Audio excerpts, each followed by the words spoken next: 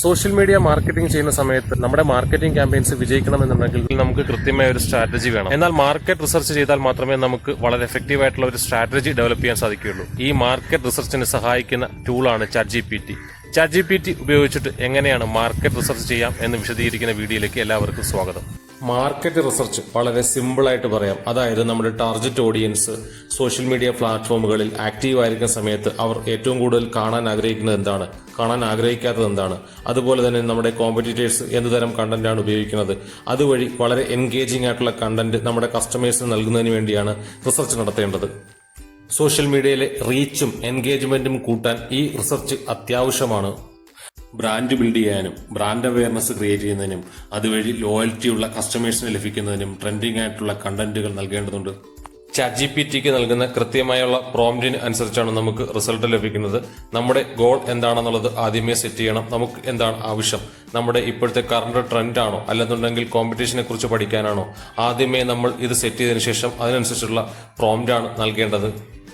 പൂർണ്ണമായും ChatGPTയെ മാത്രം ഡിപ്പെൻഡ് ചെയ്തത് നമ്മുടെ കോൺട്രിബ്യൂഷനും ഇവിടെ നൽകേണ്ടതുണ്ട്.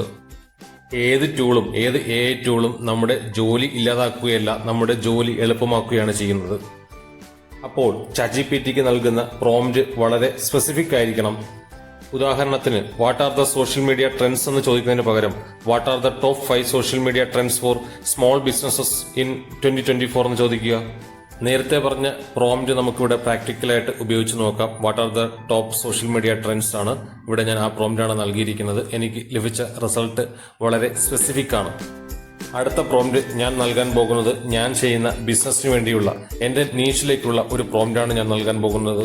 What are the latest trend in Instagram for fashion brand എന്നുള്ളൊരു പ്രോംപ്റ്റ് ഞാൻ ഇവിടെ നൽകി.